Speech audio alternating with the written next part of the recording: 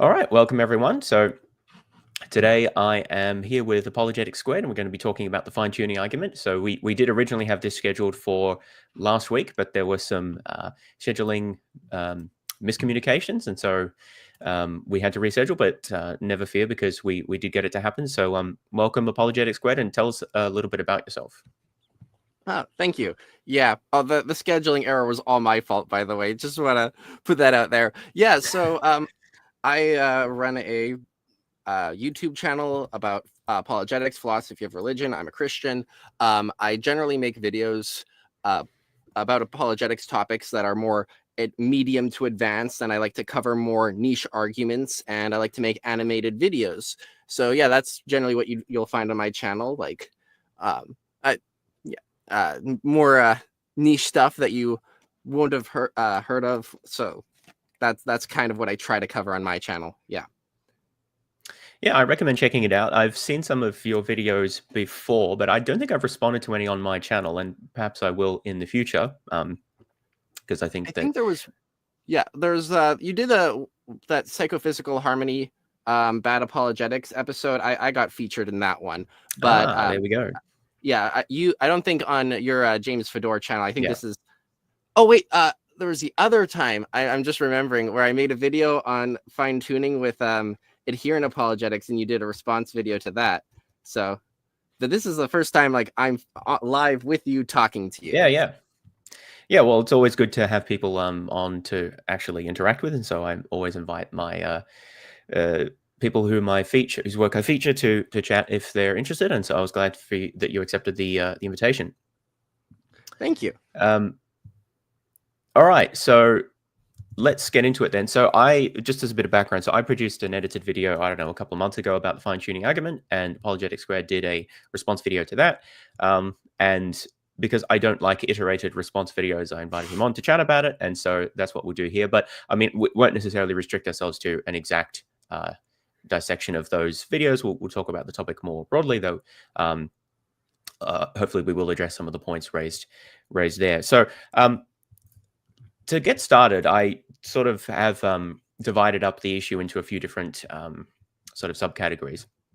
In your video, which sort of relate to how I break down the argument in my video. So the first thing that you discuss in your video is the issue of whether the constants are fine-tuned, and you introduce the building analogy. So did you want to explain that, and then we can talk about it a bit? Yeah, sure. So Alex and Bob are walking through the city, and they come across a building that they've never seen before, and they decide to enter it, but there's a keypad on it. So Bob tries a combination, and it works, and he gets in. And Alex is like, hey, that let's say it was a 4-digit combination. Alex is saying, hey, there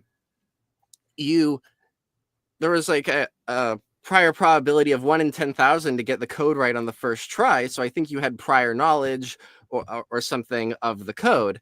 And Bob says, hey, we don't know what the probability of being able to enter this building is with no knowledge of any codes or anything. Maybe there's a garage door on the other side of this building that's wide open. So we don't actually know what the probability of being able to enter this building without any sort of information is. But Alex points out that we don't just have this kind of general information that we somehow got into this building. We actually know specifically that we got in this building through this door. And that's supposed to kind of give a reductio to like an argument by way of an analogy. It's supposed to give a reductio to one of the objections that you raised. The idea being that, well, we don't know, like, just to kind of simplify things, maybe there are actually large swaths of parameters that the physical constants can take on would be perfectly hospitable for other forms of life, like clouds of neutrinos that are somehow sentient.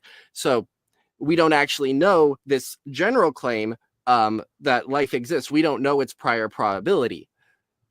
Just like in the analogy, we don't know the general claim we got into this building, what's the prior probability of that? But we do know that the actual avenue that was taken requires lots and lots of stuff to go right. So And that's still surprising. So I think that fine-tuning in our universe is still surprising. Right. So the counter that I raised in my video to fine-tuning is that, well, we don't know whether life in some alternative form of life would be possible with other types of constants. And so your response to that is the building analogy to say, well, even if there's other ways to enter the building, so to speak, it's still unexpected or improbable that we would be able to enter the building using this entrance, given the requirement of getting the right combination. Yeah. Yeah. So I thought the building analogy was interesting, but as a response to my critique, I don't know that it made a lot of sense. So let me see if I can let me see if we can make some progress here. So okay, the combination on the door that we're entering in, it seems that the combination is analogous to the set of constants that are necessary for life. Not life. More specifically, the sort of life that physicists say is fine-tuning or is fine-tuned. So our form of life. Yeah, so our form of life. If you want to Right. get more specific, like medium-sized life on rocky planets that orbit stars, the constants that are required for that. Right. So the argument is that we know that form of life is fine-tuned in the sense that if constants were different, that form of life wouldn't exist, and therefore that's analogous to the fact that if that only a small subset, or like one combination out of 10,000, gets us in the door. Yeah. Right. Okay. Well, that makes a bit more sense than the way I interpreted it in your video. But is that got a siren on your end? Yeah, it's a little ways away. That's right. I just they're not coming for you there. Yeah, not this time. No. Okay, right. So the idea here is that let's see. So even if you're saying that we should be surprised to be able to enter the building in this way, even if there are potentially many other ways to enter the building. Yeah. Well, yeah. So like the way I'm thinking of it is like, if there was some like third party who just know that Alex and Bob, I use female names for a later analogy, Alex and Bob just somehow entered the building, that would be very surprising to him. Just like if we had just the general information, life exists. Well, the information that we medium-sized life on rocky planets orbiting stars is hard to get, doesn't really affect or doesn't really tell you much about the probability of life. But if this third party also knew the way they entered, now they have to start suspecting some funny business, and we happen to know the way that our life or what kind of life we are, so we should suspect some funny business. Yeah, so I still not sure that this argument works here. So one key point is that in reality, we know the combination, right? That is, we know the set of constants that actually exist. And so in the argument, we're imagining that we don't know the combination. And the issue there is that it seems to me that if there were many, many entrances to the building, then suppose most of the entrances have, suppose all the entrances have different combinations, right? Then if we imagine going to each of the entrances and just sort of guessing different combinations, maybe if we went to enough entrances, we'd just be able to guess a combination. And then the probability of getting into the building wouldn't actually be that low, right? But the thing is, then if you just kind of ignore that fact that there are many other entrances and only look at, like, post hoc, look at the entrance that we actually went in, it seems to me that you're conditioning on information that then makes it look unlikely, but actually it was fairly likely. Like, in other words, this is the kind of lottery winner fallacy, right? Like you see that there's a lottery winner and you say, well, what's the probability that that guy would win the lottery? Well, it's very low, but you've only selected that guy as the winner of interest because he was the winner. So if there were many ways of getting into the building, maybe there's lots of opportunities to get into the building, but whichever one we happen to use, we could ask, well, why this one in particular? And there's not going to be a reason for that, but we've only selected it because that was the way we actually got in. So to start off, you say we know the code, which is like we know what constants we have. I'm not sure if that matters, because, like, let's say after Alex and Bob enter, like, Alex saw the keypad and he said, or he saw you, oh, you hit 2754. Okay, now he knows the code. I'm not sure how that affects anything. I'm not sure, like, how we know, us knowing the constants affects anything. Do you want me to move on to the multiple doors thing, or do you want to talk about that more? Well, the issue about knowing the code is that if the analogy is hinged on the idea that you don't know the code, and it's surprising when you know it, but we do know the code. So we sort of have to imagine that we don't in order for the argument to work. Well, so the way that it's working is that the prior because the Bayesian way to reason about it is that you have the prior probability and you update on it, and the whole imagine you didn't know what the constants were, or imagine you didn't know what the combination actually was, as a way of bracketing off this information to make the prior probability assessment. So this is about our priors. The analogy is about our priors, not our actual knowledge.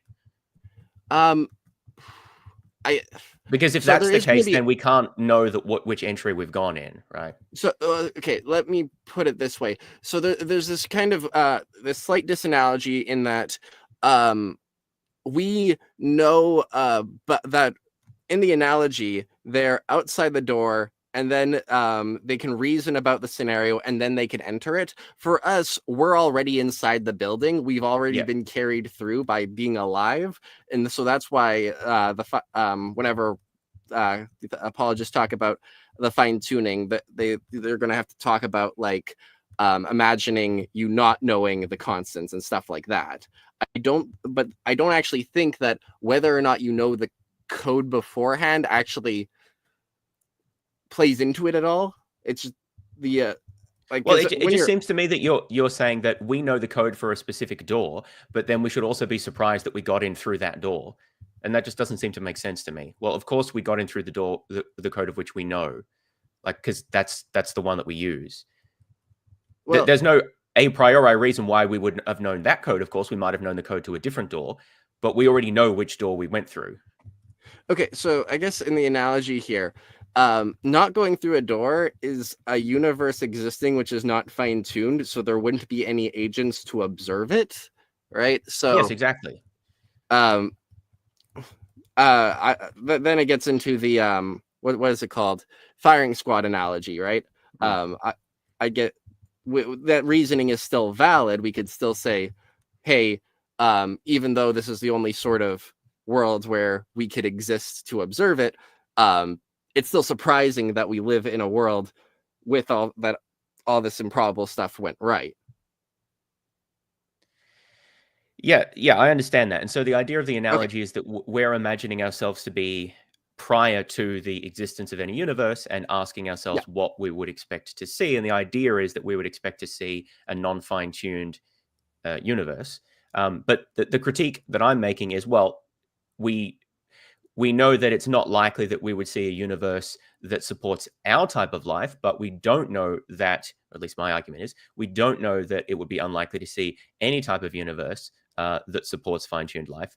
But the analogy then of the building seems to just be saying, but we should still be surprised to see our particular type of fine-tuned life. And fundamentally, the objection is, but we're only selecting that, and that's the entrance that we're going through. Like, it's like the type of life in the universe, right? And it seems to me that the only reason why we've selected that type of life to be the focus is because that's the type of life we observe. It's like, I think it's analogous to the lottery winner is asking, why did that guy win the lottery? That's really unlikely. The problem there is we've only selected that guy because he was the winner. So we're already using information about the outcome to then ask the prior probability of that outcome. And I think that leads you to these sort of inconsistencies. Okay, so let me parse this. If somebody entered through a garage door, then they shouldn't expect any funny business. If they entered through this door with a key combination, they should expect some funny business. I don't know. See, I'm not sure. It's not that I'm having difficulty seeing how the factors that you're bringing up would affect the math. I might have to like sit down and like work this out with pencil and paper to take a look at how the propositions relate. But I'm not even sure what is like what is going on here? Because I'm saying like, the probability of life or of any form, okay, that might not have a relatively low prior, but life of Yeah. our form does. Yeah. Entrance in some form might have not have a low prior, but entrance through that door does. I'm not sure. That's just like a more specific form of the I think evidence is less likely. the issue, as far as I think about it, the issue is that we're asking ourselves, prior to a universe, like imagining that we didn't know what the universe looked like, so a priori, Yeah. what probabilities would we give to different outcomes? But then we're focusing in on the prior probability of this particular universe existing. But it seems the only reason we're doing that is because we're actually conditioning on the fact that this is the universe that exists. So we're illicitly conditioning on an outcome in assessing our prior probabilities, Oh, or at least focusing on prior probabilities. Because you I could, don't of think course, that's well, what about the prior probability of any other type of universe existing? It would be equally low. So that's just so. sort of not very interesting. Okay, I'm not sure about that. So like, let's say I get some really weird piece of data, like a gold brick in my kitchen, and then I try to assess the prior probability of that. Well, I'm only going to be assessing the prior probability of that because it's what I actually observe in my real data. Likewise, I'm going to be assessing the prior probability of constants that lead to rocky or medium-sized life on rocky planets orbiting stars because that's what I observe in my data. I'm going to be going back and thinking about the prior probability of it. So I don't see how that's illicit. So suppose that I toss a coin, right, a fair coin, 100 Yep. times, and I observe a particular sequence of heads and tails. So the probability of that given sequence is 1 over 2 to the power of 100, right? That's extremely unlikely of observing that particular outcome. So when I do that, should I then pause and ask, wow, I just observed a really unlikely outcome. What was the cause of that? Like, I need to think about how to explain this. It seems to me that there's actually no reason to ask that question because we should realize that any specific outcome is equally unlikely. Now, if there was a particular reason a priori to focus on or that like selects out that outcome, for example, if we tossed all heads in a row, then that pattern is sort of has a priori reason to focus on it, right? But most other patterns don't, and so I just think there's no question to answer here. So likewise, well, I'll just leave it there. So that's the analogy, right? I feel like we're focusing only on our type of life because that's the type of life we had. There's no other reason to be focused on this specific probability a priori. Well, yes. There's no reason to. So there's nothing to explain, is what I'm saying. There's nothing to explain here. So just like there's nothing to explain if I toss a specific sequence of heads and tails, unless there's some prior pattern that corresponds to. Right.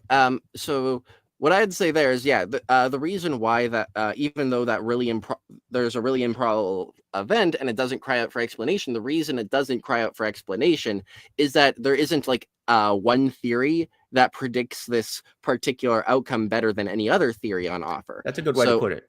Yes. Yeah, but any proponent of the fine-tuning argument is going to also be saying like doing some divine psychology to say there being some life is going to be better predicted by theism. Like you can derive from God's attributes that he'd want to make something like a conscious embodied moral agent. And so then when you restrict it, when you restrict the discussion to medium-sized life on rocky planets orbiting stars, even that really improbable event, suddenly there are two theories, one naturalism, one theism, which do not make the same predictions according to proponents of the fine-tuning argument.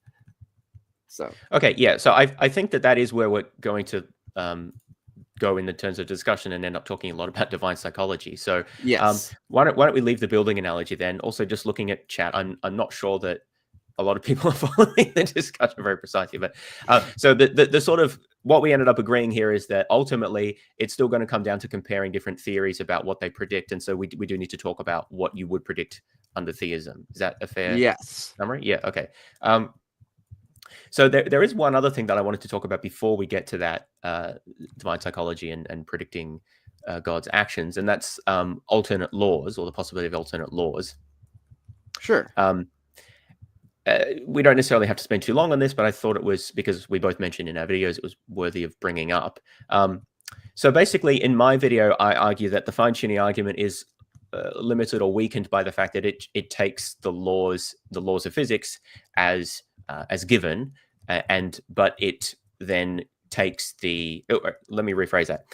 The fine-tuning argument, as usually presented, asks us to imagine a situation where we know all of the laws of physics, but we don't know the constants that the constants of nature that fit into those laws, and then it reasons from there. My criticism is that this is kind of ad hoc because the laws and the constants are both part of our description of nature, and it doesn't really make sense to epistemically separate them in this way. And furthermore, that we don't really know much of anything about what would be possible given different sets of laws. And so the argument, in a sense, just arbitrarily ignores a wide range of possibilities because it's sort of inconvenient. So that's what I argued in my video. So in your video, you critique this and discuss the idea of nomological fine-tuning and talk about simplicity. So do you want to tell us a bit more about your response there? Yeah, sure. So the idea is that there's this fairly common view that the reason why certain laws have a higher prior probability, like when scientists are theorizing about the what laws are fundamental, or just more broadly when anyone is doing any theorizing, the simpler laws, simpler theories are going to have a higher prior probability in virtue of their simplicity. Simplicity is a sort of theoretical virtue. Well, what's the simplest version of theism?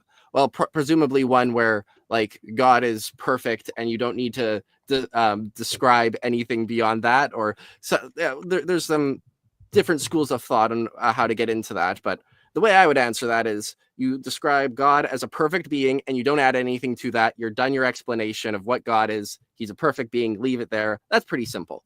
What's going to be the simplest version of naturalism?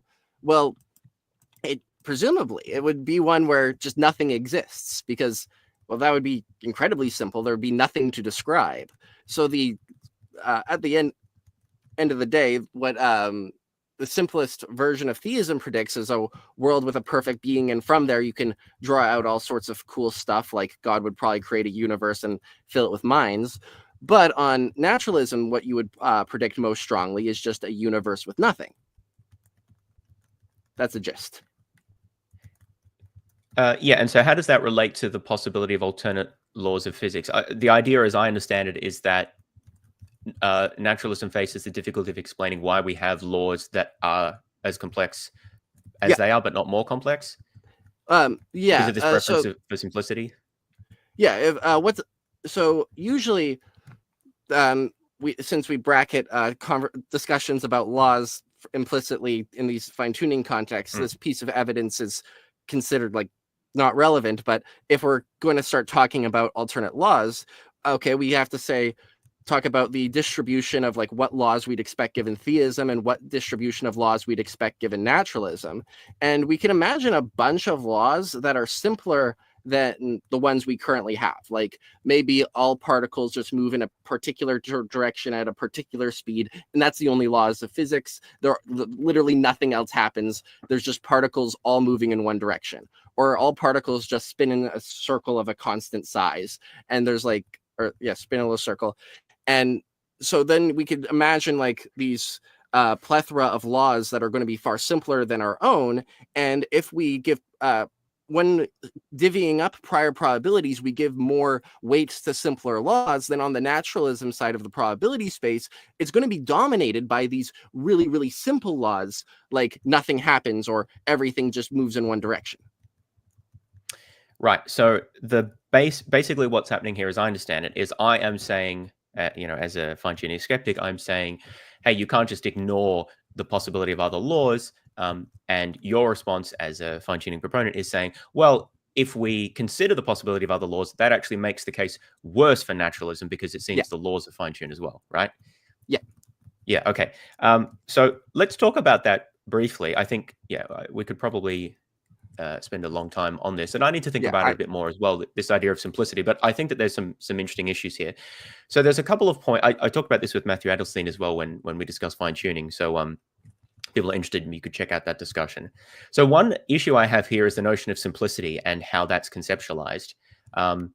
Because I'm pretty skeptical here about our ability to deploy this concept. Now, I want to be clear that I'm not saying that we need to have a precisely defined calculable notion in order to deploy the concept. I think that's too restrictive. Okay. That being said, I think it needs to be sort of the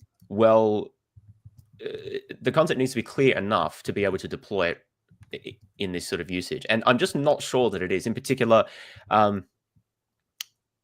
simplicity can be defined in different ways. Like there's an information theoretic notion of simplicity, which defines it in terms of like the number of bits it takes to specify a particular outcome. I'm not entirely sure how you'd apply that in this case, but maybe someone's looked at that. But also maybe we want to be a bit broader than that and employ a different concept. But I'm just not sure exactly how you assess what the simplicity of a given situation is. And what I want to emphasize is that I think it's definitely wrong to assess simplicity based on the length of the English language string that it takes to mention it, because you can pack a lot of complexity into a single word, right? Just based on how we define concepts. So I think that just because you can say something in a few words, it doesn't mean that it's simple. I'm not sure exactly how you assess how simple something is, but how do you think about this? God is 3 letters long. Naturalism is like way more letters, so God wins. I think that there is that worry that simplicity. There are cases where it's like difficult to compare the simplicity of different theories. Like, what is the relative simplicity of the theory of Platonism and that Alice robbed the bank? It's like, well, this is like really hard to quantify. But I think that in the case of like these different laws of physics, this would delve into the realm of we don't actually need something exact here. The law of physics that everything moves in one direction at one particular speed, that has like 2 fundamental constants, which is way better than whatever we have.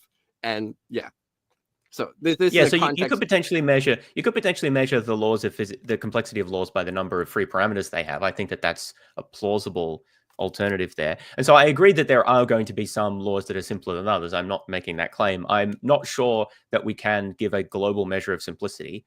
Maybe number of parameters goes part of the way there, but you could still talk about the functional form of the laws, and that might vary. But anyway, so that's a sort of a broad concern I have, but maybe that's at least we can give cases where that's not going to be relevant. So another concern I have, which I think is perhaps more important, is that I do agree that when we are reasoning scientifically and we postulate different laws or principles, we do use a principle of simplicity for preferring other things being equal, at least simpler laws over others. So I don't dispute that. However, it doesn't.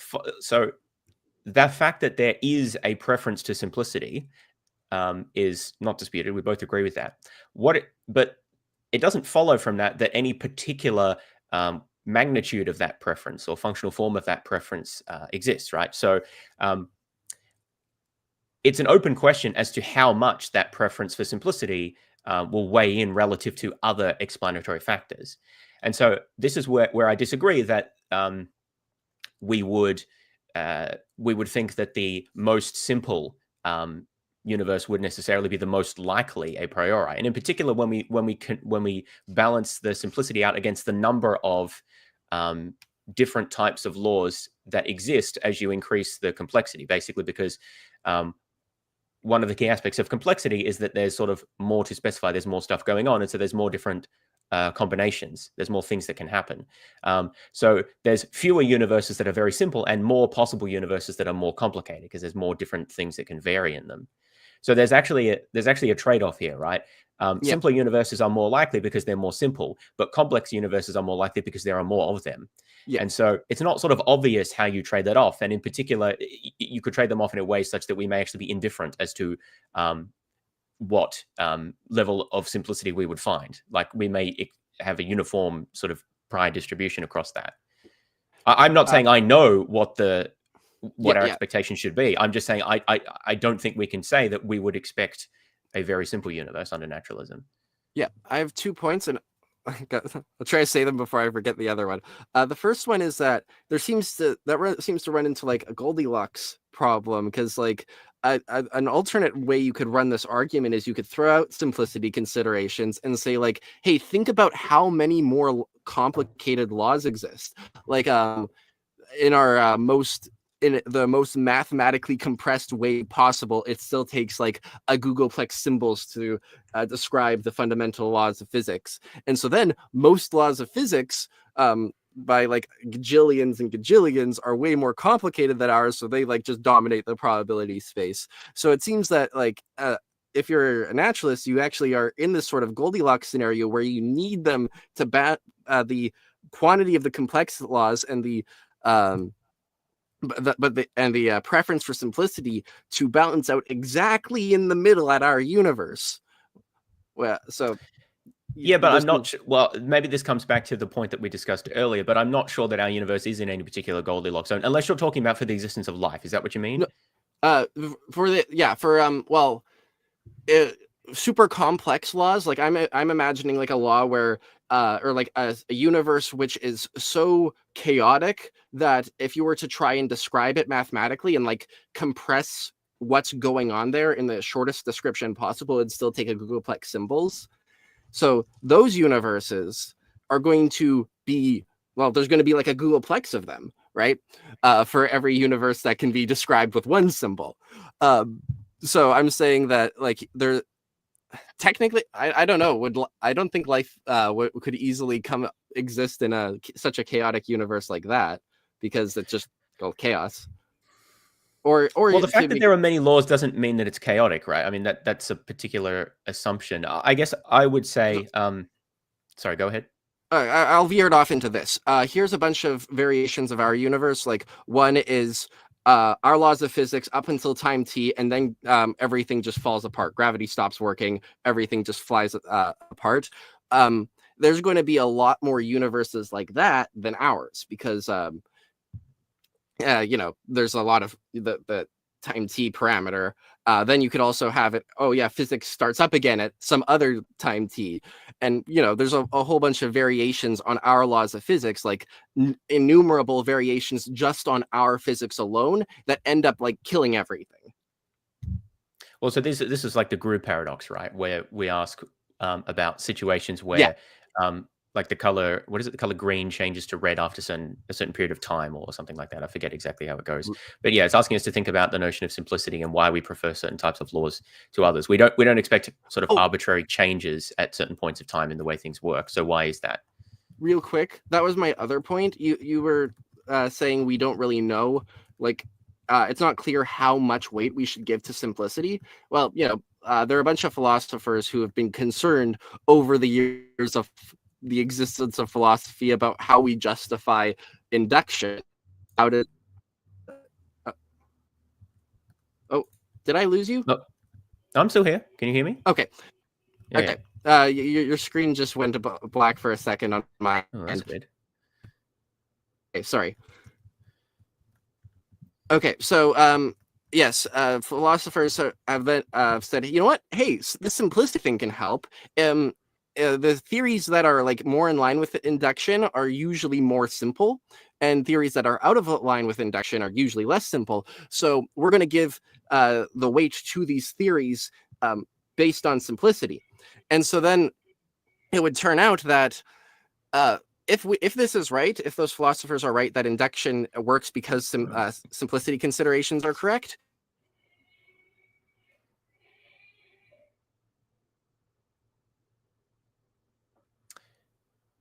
Hello? You still there? Oh, I hope I haven't dropped. My internet seems to be working.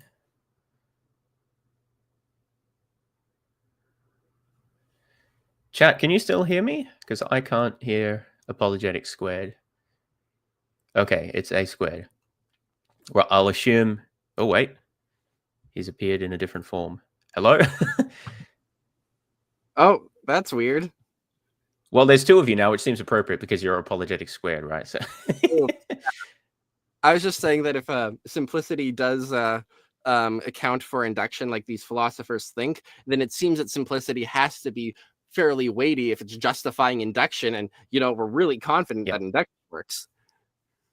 Right, yeah. And yeah, absolutely there are philosophers who are arguing that point. I don't know that I want to take a position on that here about induction. I about what grounds induction, although I'm a bit skeptical about just appealing to simplicity there in the way that it often is. I find the sort of group paradox is a bit unconvincing because I don't actually think that the way our physical theories work means that you can just sort of insert arbitrary time invariances there. Like it doesn't actually make sense in terms of the underlying physics to just have a sort of a point where the laws are different, because then we would have like non-conservation of energy and things like that, which just doesn't work with fundamental physics. So I feel like it's not just an issue of, well, anyway, I don't know that we need to get into the details of that. But so I'm a little skeptical about those types of arguments, just about how we can actually formulate them. But coming back to the point that you mentioned before about what was it? Yeah, the Goldilocks zone, the idea that we have the right level of sort of complexity for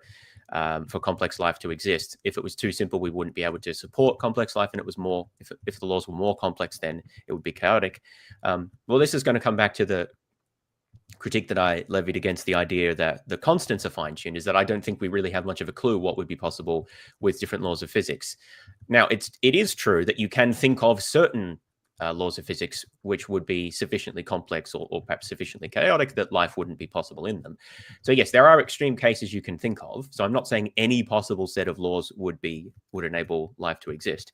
But what we need, it seems, for the nomenological fine-tuning argument to go ahead is the notion that across the distribution of possible laws, most of them will not support the existence of a complex life, and we exist in this sort of Goldilocks zone. And I just don't really see that as having been demonstrated. It just seems to me to appeal to intuition to me. Well, the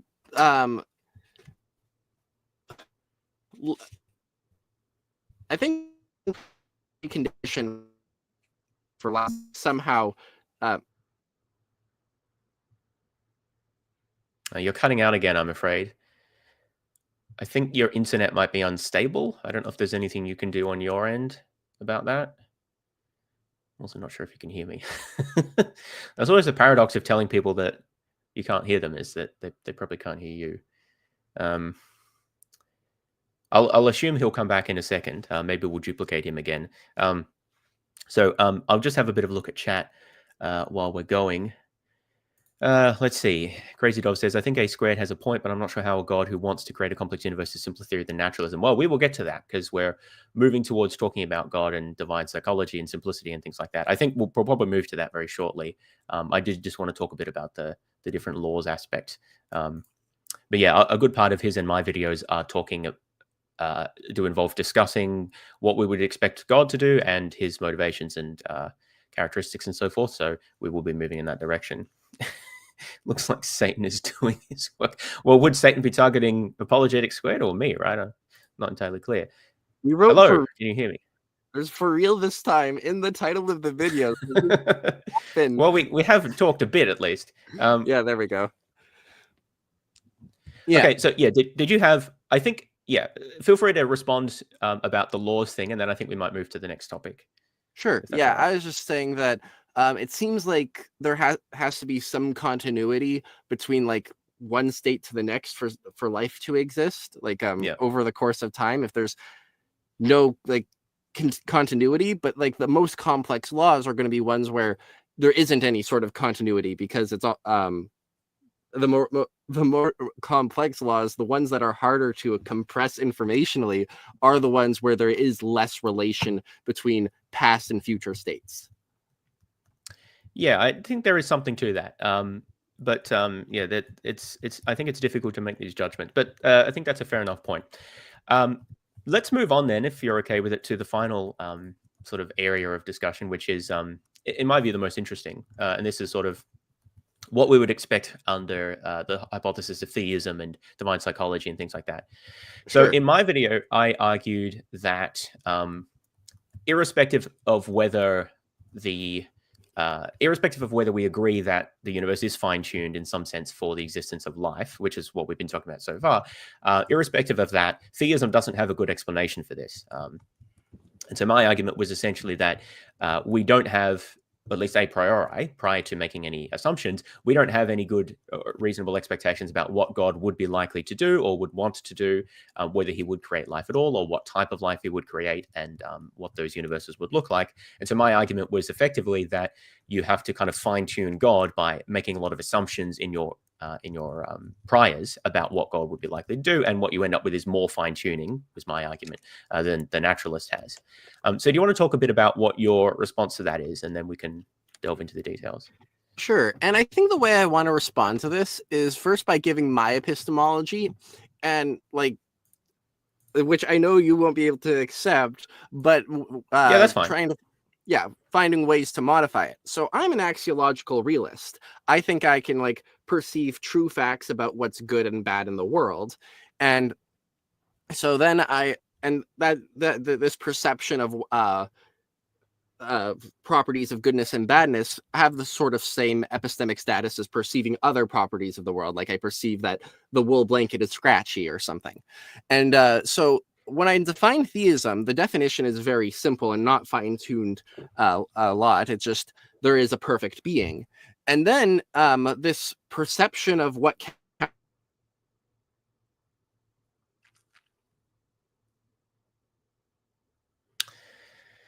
Oh dear. Oh, wait. the squareds are multiplied. You just have to keep joining. keep going. Yeah, so axiological realism is true. I could perceive what these properties of goodness and badness in the world. And so then theism is a very simple theory, just defined as there is a perfect thing, or there's a most good thing, best thing. And then as I get this data about what counts as good, like power counts as good, knowledge counts as good, well, this is going to start to fill in what the theory means without actually adding any more simplicity. I'm not adding anything more to the theoretical posits of theism by getting this extra data about what counts as good. So that's going to be built into the concept of goodness. Okay, yeah, I think I understand that. That's obviously different to my approach, but I think we can work with that. So let's go ahead. Yeah, real quick. The reason why I said it wouldn't work for you, most naturalists don't treat their intuitions about goodness and badness this way. Most naturalists are not axiological realists, and they don't see their intuitions as like telling them these like objective properties of goodness and badness. So yeah, well, I don't have a problem with the notion of objective goodness and badness, but I wouldn't rely on my intuition in the way that you do. But I think we can, well, that might be a point, the key point of difference here, but it might not be. So I think it'd be worth exploring that. So when you say there is a perfect being or perfectly good being, is that the way you phrased it? There are a couple of ways. Like by perfect, I just mean most good. Yeah. Most good. Okay. So, and then you unpack about, well, what does that entail? Like what is meant by goodness here? So, and then you're going to consult your intuitions about what is good and what is not good, and then apply those things to God. So I have one question about this. God is supposed to be a simple hypothesis, but it seems that our notion of goodness is anything but simple. There's a lot of complexity into what makes something good and bad, and it can change depending on very specific details, the circumstances, intentions, and all of these other things. So maybe you disagree with that and you think goodness is simple, but it's not obvious to me that it is. So how do you think about that? Yeah, I think that some just positive value is actually a pretty simple property. And yeah, like something having positive value is actually quite simple, and it's just complicated.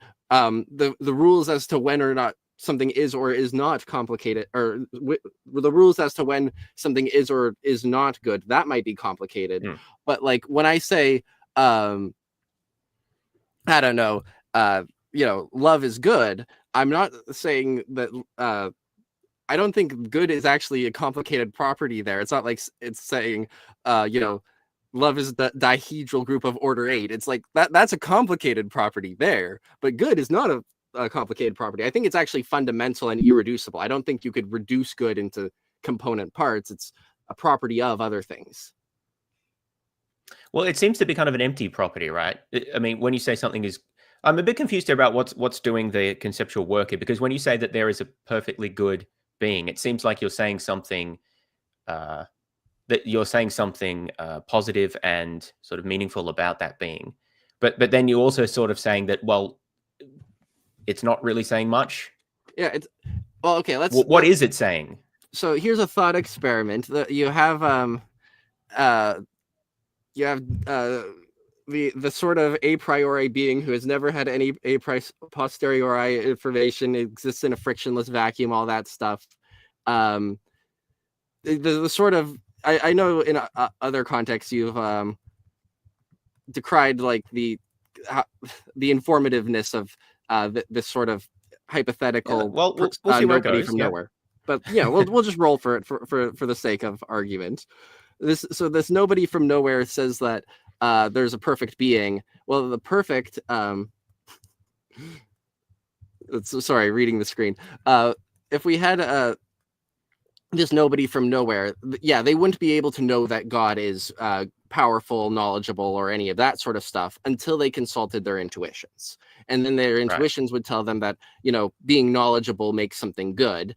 Okay, so now without any and now just to further, hopefully this helps illustrate. Let's say that before this nobody from nowhere consulted their intuitions, they said there was a 50-50 shot that knowledge would end up being a good thing. Well, given theism and given naturalism, it would be a 50-50 shot. So when they update on, knowledge is a good thing, now suddenly theism has more theoretical content, it has more predictive power, but the relative probabilities of the two theories hasn't changed at all with the addition of this new information. So it's a way of getting predictions from theism without actually just baking it into the theory in a way that lowers the probability of theism. Well, I think it is, right? And here's why it is, because, well, before I say that, you're talking about the hypothetical intuitions of nobody from nowhere, right? And maybe we're getting to this disagreement here, but your actual intuitions, right? Anyone's actual intuitions are informed by the world we actually live in and the rich complexity of our experiences in it. And so it seems that if we are updating our conceptualizations of God based on our actual intuitions, then we are incorporating evidence, which seems to me we shouldn't be if we're just talking about our priors, our hypothetical priors prior to observing anything. Why is that? Because your intuitions are formed by experiences in the actual world with real things interacting and so forth. That is not a priori, that's a posteriori. Now, we might imagine to ourselves that those are the exact same intuitions we would have had, even if we didn't have any experiences in the actual world, but that just seems to me to be silly. That's obviously false, in my opinion. Maybe not, but is that a reason to doubt the intuition? Of course it's a reason to doubt, right? We see where our intuitions are formed by and how they come about. I'm not saying that means we should completely throw out every intuition in all context, right? But I'm talking about in this specific context here, when we're reasoning about goodness, right? And we observe where our intuitions derive from and how we form them. That should cause us to pause about whether these are the sort of appropriate intuitions that any rational agent would have, taking a view from nowhere. I think obviously that should cause us to doubt. You don't think so? Can you give me a more concrete example? Because I'm not sure I understand what you're getting at. Well, okay, here's an example. So you think that it's sort of, well, I don't want to put words in your mouth, but in your video, you talked about the idea that it's kind of obvious that embodied life has positive moral value. It's the sort of thing that God would want to create. Well, this seems to me an obvious example where we as embodied life think that it's pretty good for us to be around. The idea that I think that's a sort of intuition where I think it's clear that might be contaminated by the particular experiences and reality that we live in, and not necessarily what you would have an intuition that some hypothetical agent from viewing from nowhere would have. Okay. I think that I think the route I'd want to say is okay, imagine we're creating a robot, right? And we're programming it in such a way to behave the way we want. Sorry, I just put the comments up as a way for people to see what people are chatting about. It doesn't mean you have to react to them or anything. No, sorry, I'm too new at this streaming stuff, man. I can't read and talk at the same time. I got to get better Apologies. at this. Yeah, this is one of my first real streams. So yeah, you're getting just keep going. all my newbiness here. So yeah, where was I? What I'm getting at basically You're the talking about a idea that I'm robot. getting, yeah, forget the robot. Basically, the idea I'm getting at is that I think maybe if theism is true, we would expect that intuition to be veridical, that specific one. Like, not only would we would have this predisposition to think that conscious embodied life is good, but because that's what God would put it. God would want us to have that sort of intuition because it is valuable. And now I'm doing a sort of bootstrapping thing, if you're paying close attention. But the reason why I said I give these moral intuitions or these axiological intuitions the same sort of status as my other senses is because, like, other faculties of the mind, I think that you need to do some sort of similar bootstrapping with. You need to, like, assume your senses are basically reliable. Like, you need to assume your memory is basically reliable in order to conclude that you have any ability to reason. I think that within the subsection of the theism probability space, if I need to do some sort of bootstrapping about my axiological intuitions, I have to assume they're basically reliable to then conclude that there is a God who would give me axiological intuitions. That's on a par to assuming my memory is reliable to conclude that my reasoning and my memory is reliable. I'm not sure how much sense that made, but so there's obviously a lot of issues here, and I don't want to delve too deep into epistemology, but we obviously need to talk about it a little bit. Yeah, it seems to me that let me say it this way. We do need to make certain, I don't like the idea of assumptions because I'm not a foundationalist, but let me just use that language. We do need to make certain assumptions about the nature of our cognitive capabilities to sort of operate in the world. And often we don't think very much about doing this. So I'm not going to dispute that point. However, it seems to me an extraordinarily big leap to go from making an assumption about, say, the operation of our sensory apparatus in sort of ordinary conditions, or the operation of our ability to detect right and wrong in sort of ordinary social interactions with people and sort of social and political situations. That's one thing. But to then go from that and assume that we have accurate intuitions, considering ourselves as being hypothetical agents who are viewing the universe before it even exists with a view from nowhere, and that we would know then what God would want to do. That just seems to me to be an absurdly large leap. And it's like in natural science, if you just extrapolate the curve well beyond where any of your data points are, it's one thing to say that we sort of are reasonably sure that the curve fits within these data points, but then extrapolate it well outside of the domain. I think that's just not very plausible. And so I just don't hold those intuitions very seriously. Okay. Take them very seriously. Well, here's maybe an intuition pump. I think that if there was a immaterial agent who was very different from us, torturing it would still be immoral, right? And I guess what I'm just getting at is that.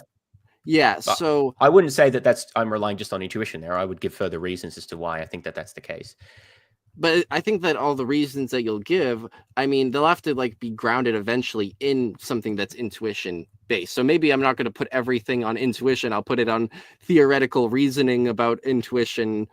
But I think all of it's going to ultimately come down to intuitions about the nature of suffering. But look, that might be true. I don't want to get too far in that, but let's suppose that we do need to ground our views about morality at some level on intuition.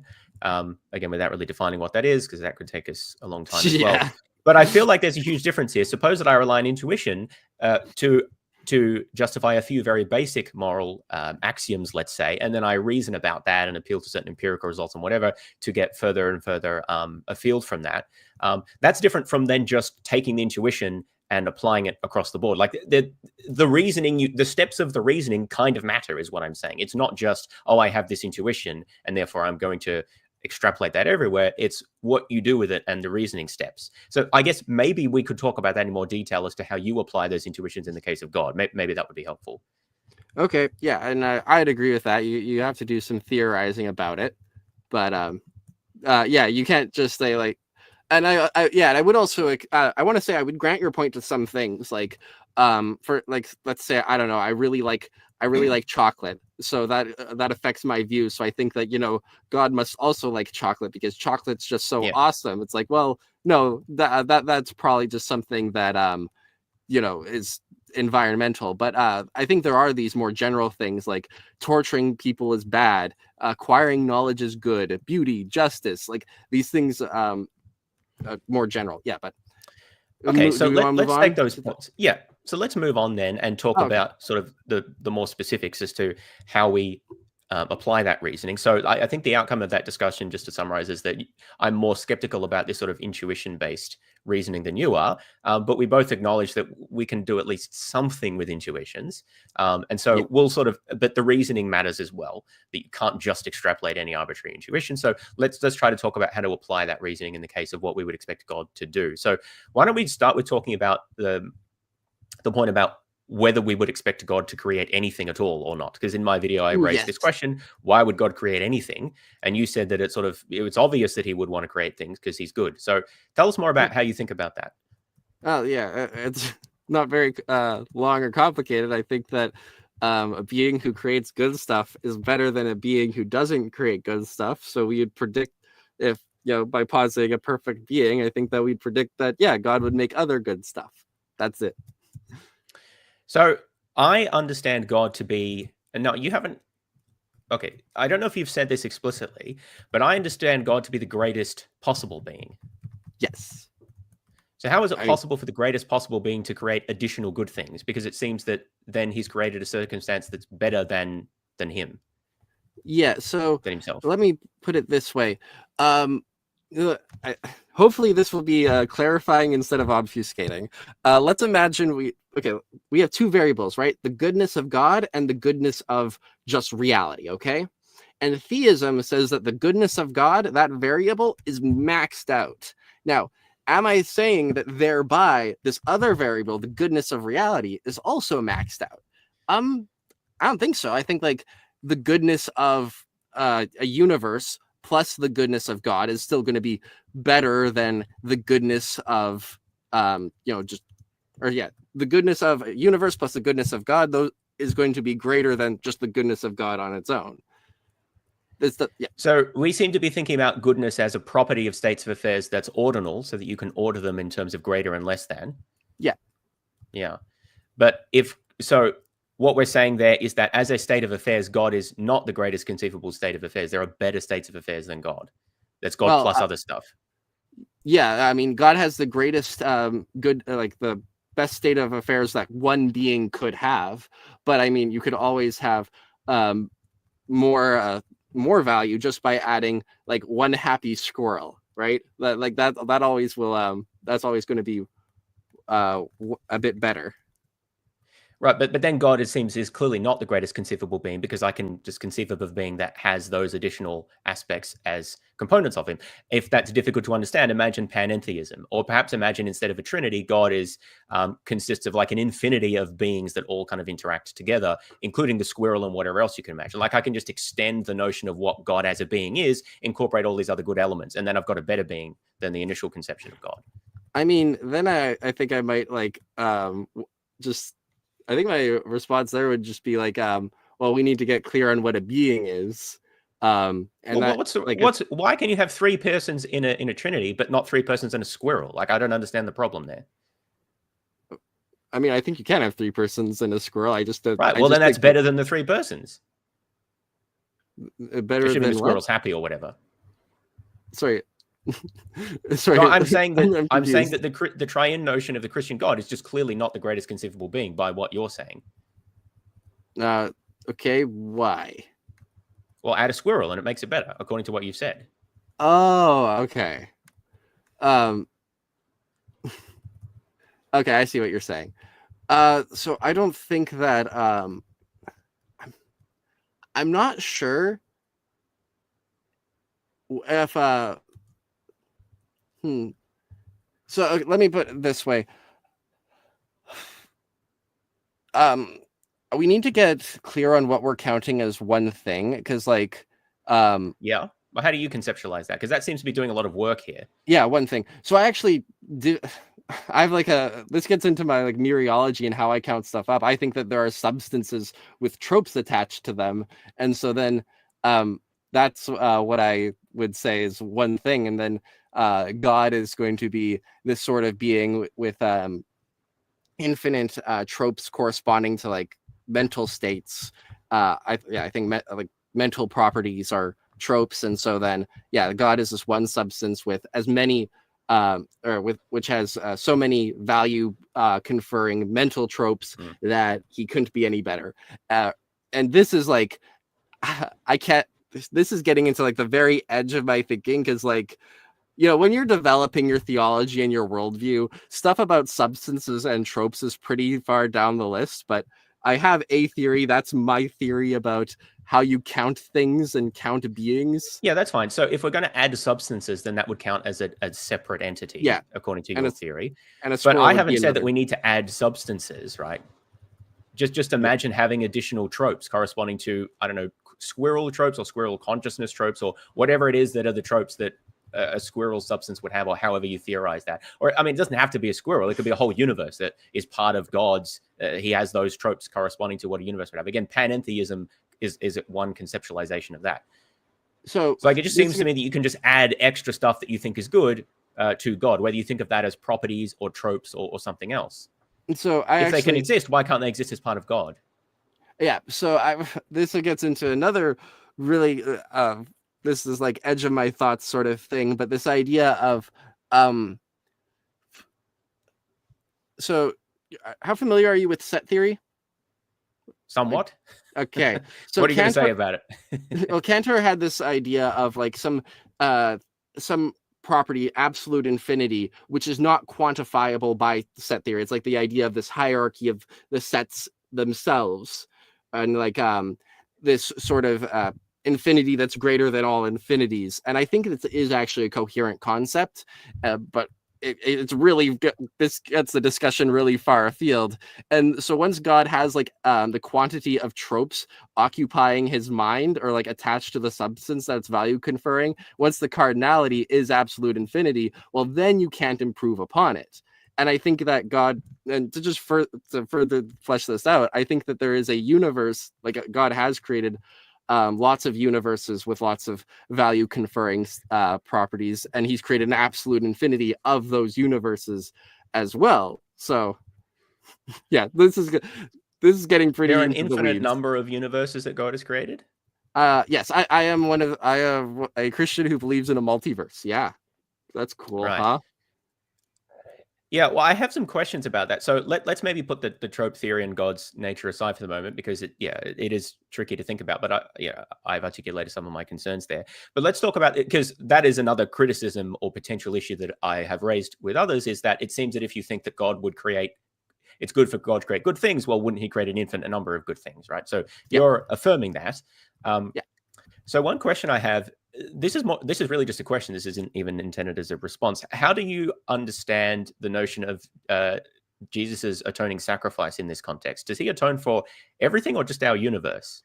Well, this gets into some, I could just say I don't know, but the specific. Well, that's a fair answer. But that's also, the true answer. Have you heard of Matthew Adelstein's anthropic argument? Yes, although I'm not sure how that's connected here. Okay, well, the specific reasoning says that there will be lots of people with your sort of epistemic status. Yeah. So there will be lots of other squareds who have read their Bible and accepted Jesus into their heart, because they, in a universe contiguous with theirs, Jesus became incarnate. So it seems like I'm going to have to say that, I don't know, maybe Jesus can become incarnate multiple times? I don't know. Yeah. No, interesting. I don't want to push that too far, but I'm just interested in how you think about that. Because that does seem to me, at least potentially, an issue of tension with Christian theology, but maybe there's ways around that. Okay, so God's created an infinite number of universes that I guess exemplify different goods. So one question that I raised in my video is why we would expect God to create. So let's suppose that we accept that God would create something, right? And something that's good, presumably, right? Because he's good. So let's just take that for now. So I asked a question, why would God want to specifically create minds? I raised the issue that there are potentially many other types of goods, like aesthetic beauty, for example, or perhaps just like pure pleasure, or think that's not that's not part of a mind, or whatever you could think of really that might hypothetically be good. So I guess one obvious response is, yeah, he just sort of created all of those things. Yeah, maybe you would say that. That's kind of what I'd say. Yeah, he did do all that. Yeah. Yeah, well, so I think that's that objection is more directed against the idea that there's a singular universe of creation, in which case I think that there is a question about which good you would expect to be exemplified in that universe. But I guess if you're saying that God kind of just creates anything and it's all there somewhere, then yeah, single universe theists have to get on my level. All right, well then I think that does respond to that objection. He creates it all. So here's another question that I have. Why would we expect God to create embodied life specifically?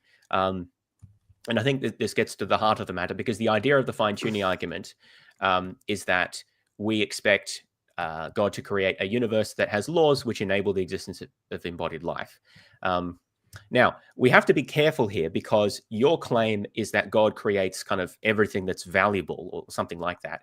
So when I'm talking about, see if I can articulate this clearly. When I'm talking about what God would create, at this point, I don't necessarily mean that God hasn't created other possibilities, because you might say, well, yeah, he has created a universe with disembodied life, right? But now the argument's going to be a bit different. It's going to be something like, if God creates 100 universes without embodied life for every one with embodied life, then I think that creates a problem. Why are we in the one? That's not what we would expect. And in fact, it might not be 100. It could be 10,000 or 10 million, right? And that's sort of the argument that I'm going to give, is that there are many more ways to create disembodied life, it seems, than embodied life. And so it's not so much why didn't he create those? It's my position is that creates a new fine-tuning problem, where it seems that we're in an unexpected universe from a theistic point of view, that most universes with life are not going to be embodied life that exists because of the fundamental constants. So how do you think about that? Or maybe you reject the premise. Like, what do you think? So I think this is a good time to get into this. This might be something that I might not have a satisfactory answer for you, because I know I might not have a very strong definition of physical. So like here, let me get into this. So the argument from applicability of mathematics that Craig kind of puts forward. Yeah. I wanted to know, like, how strong is this argument? And part of that is analyzing, like, what universes could mathematics be applicable to? And it turns out, well, pretty much anything with a regularity, you could describe that with mathematics. So it's like, okay, this argument like reduces to our universe has regularities into it. So any universe with regularities, mathematics is going to be applicable. Then what is physics? Well, my intuitive everyday notions of what a physical object is wrong, because like I conceive of like tables and chairs and stuff as like solid when they're not solid in the way I conceive of them. So they're just like this set of the physical stuff is these objects that follow these sets of equations, which may not work out in a way that intuitively matches my concept of the physical. Okay, so if any universe with regularities in it can be described by equations, and another thing is that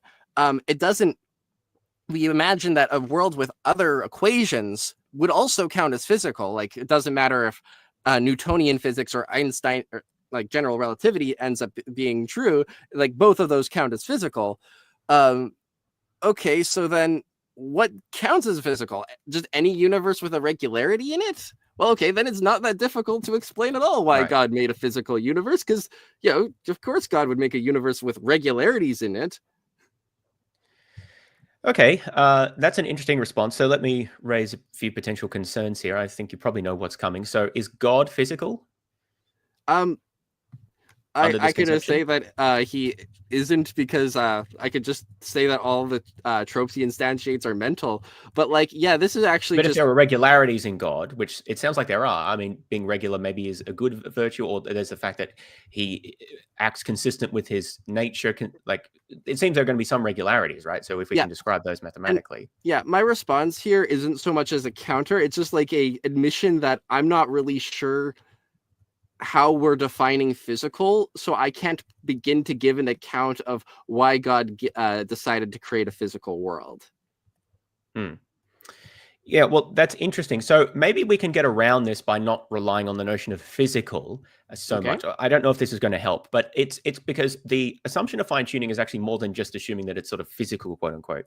It's a very specific idea that that life exists in our universe solely because or solely in virtue of the arrangements of the building blocks that make up life. So ultimately, that's fundamental particles. And furthermore, those fundamental particles and the types of interactions they have exist in virtue of the fundamental laws that govern them. Yeah. It's like electromagnetics and the strong force and that sort of stuff, right? So it's not just that life is physical, it's physical in virtue of this sort of very reductionist idea of the building blocks that make them up behave in accordance with these certain equations, and life only exists in virtue of that. You could imagine other, at least potentially, depending on how you define physical, you could imagine other physical universes where life exists, but it doesn't exist in virtue of the underlying physical equation. So this would be some sort of strongly emergent life or something like that. Mileage may vary about what you think about such a thing, but the point is, when we're talking about physical life, maybe we can conceptualize that in this more specific form as life that exists in virtue of being made up of, say, different particles which interact in accordance with physical equations with like these constants in them and so forth. So it seems at the very least we can imagine types of life, even if they exhibit regularities, that are not described in this way. So this would be, I don't know, angels, spirits.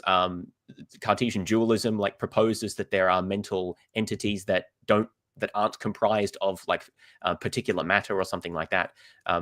So at the very least, it seems that there are options on the table for God to create, which maybe they're physical in some very broad sense of obey regularities, but aren't under the rubric of that the fine tuning argument applies to. Does that make sense? Yeah, I think so. Still, like,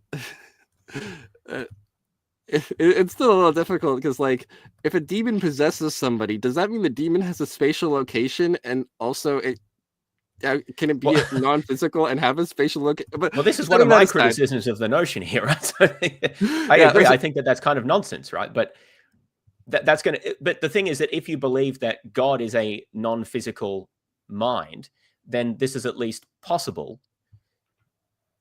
I don't know what you believe about other, like whether you believe in Cartesian dualism or whether you believe in angels or spirits or things like that. But even if you reject all of those, it seems that God is supposedly an example of this type of entity. So presumably he could create other types of minds that are not made of particulate matter. And the reasoning I give is that presumably, like, based on very base intuitions, or very basic intuitions, these the creatures or these minds being able to interact would be better than them being unable to interact in any way. And then what I would say is like a public forum where they could interact in ways that express creativity and allow for let me say this. There's a whole list of things I'm going to give about how awesome our universe is, like scientific inquiry, the sort of creative endeavors we can engage in the face of these sorts of obstacles in our world, harnessing the inherent potential to live in like this free world like this, where you can put a man on the moon if you figure out how to do it. Anyway, but all of that's going to be getting into intuitions that seem to be more based on this kind of a posteriori forming of our intuitions. It's going to be more based on that, but I think that it's that's going to weaken the inference as to why God would make a world like this, but it's not going to weaken it to the point where it's like a bad explanation when compared to the like naturalistic indifference trying to predict this world. Like maybe I can weaken all of my intuitions by 100, like mathematically, the evidential force in my theoretic comparison, weaken them all by 100. I think it's still going to do a much better job at predicting fine tuning. That's the basic idea. Well, so my position is that so our intuitions about whether God would create a physical, in this stronger sense that we've talked about, a physical universe relative to a non-physical universe should be based on the number of ways we can sort of conceptualize. I mean, I don't really like this framework, but if we're going to apply this framework, it should be based on a priori what are the number of ways we can conceptualize God making a non-physical but minded universe compared to a fine-tuned physical minded universe. And it seems to me that the number of ways that God could do it non-physically just dramatically swamps the ways he could do it physically, because you could imagine any sort of morally relevant mental property and imagine him varying the nature or sort of strength or intensity of that. So one example would be how much pleasure or pain, like the intensity that a mind can feel, or perhaps how many minds exist in the universe, how easy it is for them to interact. Like in our universe, we can't interact directly mentally with other people, but you could imagine a universe in which that's easier or harder. Maybe you can sense emotions a little bit or a lot, or you can actually sense other people's thoughts all the time, but within a certain radius, or maybe it extends further, or maybe only people who are related to you. Like, you just kind of need to use your imagination and realize there's a huge range of ways that God could have made things if he was in the business of making non-embodied universes with minds in them. And it seems to me that is going to, I don't have a complete list of all of the like mental predicates that God could vary, but I don't know. My intuitions are that there's a huge range of those. And that's actually going to swamp any fine-tuning considerations with the range of possibilities that we get there. Yeah, I got you. So my response to that would be the principle of indifference is only applied in, or that's what I call it, the principle of indifference, if you have no reason to prefer any particular disjunct of a disjunction, then it's you assign a uniform probability to every disjunct. Yeah, and so can you just explain how that's connected to the fine-tuning argument? Maybe you were going to, but... Oh, yeah. For the naturalism side of the probability space, given naturalism, you don't have any particular reason to expect one set of constants, so that's why every set of constants gets the same probability. If I randomly made, I don't know, a gravitational strength of like 12 kilogram meters, just random value, I made a hump in the probability distribution right there for no reason, that seems irrational. Like why there and why not around 13 kilogram meters, whatever the SI units are for gravitational constants.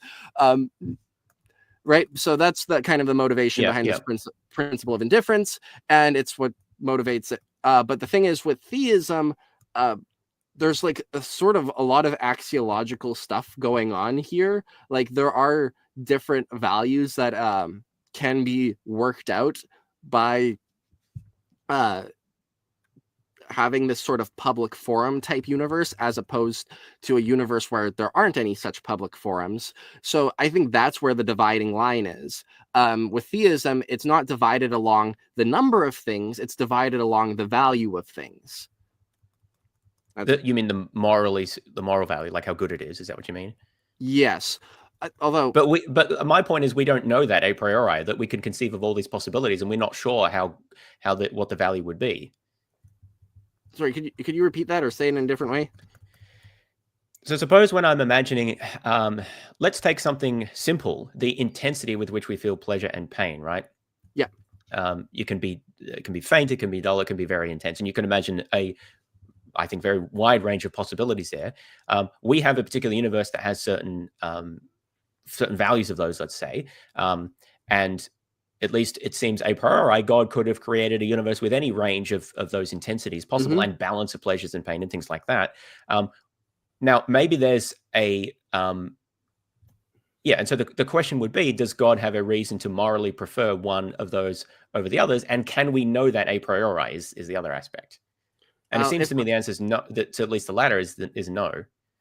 Well, I think we could have some, we have this a posteriori information. We have to try and like screen off the bits of our biases and all that. But shoot, where is it going? Yeah, so you have to imagine that we're doing this reasoning a priori, but I just don't really see how we get to the belief that, this combination of pleasure and pain and intensities of it that we have in our universe, that's more or less what we'd expect God to create. Well, I don't. How on earth would we get to that? I don't think we would. I think that that's indifferent on both theism and naturalism, but because it's indifferent on both, it's not evidentially relevant. It's a particular flip of 100 coin tosses doesn't tell us one way or another about God's existence. No, I think that's not true, right? The reason I think that's not true is because you get that for free under naturalism. Under naturalism, well, at least let me be clear about what I'm saying here. Under this particular way of conceptualizing the physical, where we view life as arising from the combinations and interactions of fundamental particles governed by a certain set of laws with certain constants, right? Under that framework, all of the mental properties come for free once you specify the laws and the constants. You don't need to, in addition, add those. At least under this reductionist view of life, right?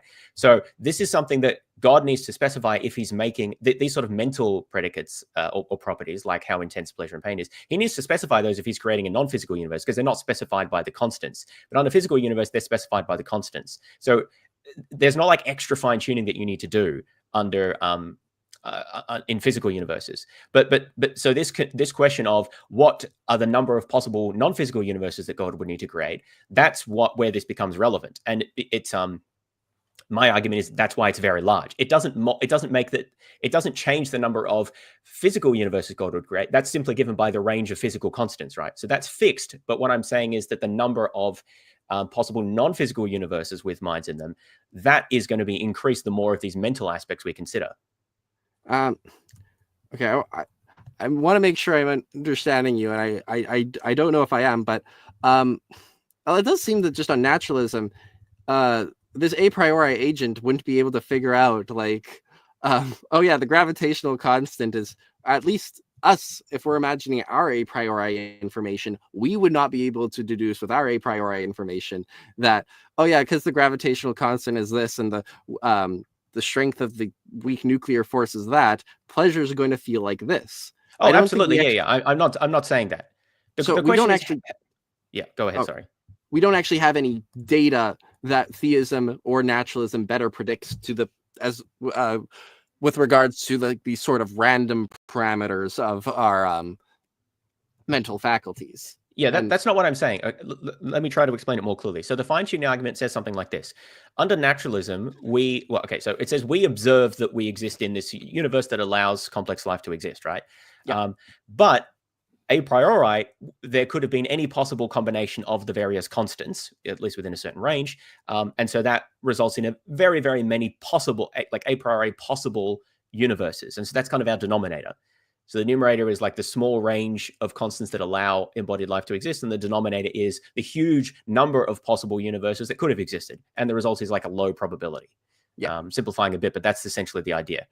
Now, the idea is that theism does better because, yeah, there's still a small denominator, like there's the small range of universes that allow life, but the denominator is now much smaller, conditioning on God wanting to create a good universe. Why? Because he will only create the universes that allow for the existence of embodied life, right? That's the idea, that the denominator is now much smaller, and so the probability is much higher, at least than it is under naturalism. Now, my claim is this is inappropriate because in the denominator, you also need to put in all of the universes that support sentient beings that are like non-physical sentient beings. And you need to consider all of the range of possibilities when it comes to that. And my argument is that there are a huge number of those because you have to consider all of the different sort of mental parameters that God can vary. Now, you don't need to add these under naturalism because naturalism doesn't allow these to exist. It says there are no non-physical minds. And so you've already counted all of the ways that the universes could be naturally, that your denominator isn't fixed. I'm saying we need to add stuff to our denominator of the theism probability. And in fact, my argument is you're going to add way more stuff. And so the probability is going to come out even lower under theism. That's my argument. Okay. So the basic point, how do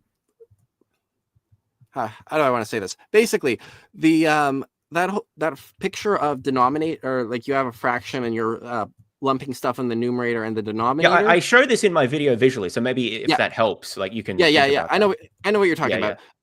You can only use that in different contexts. In different contexts. Okay.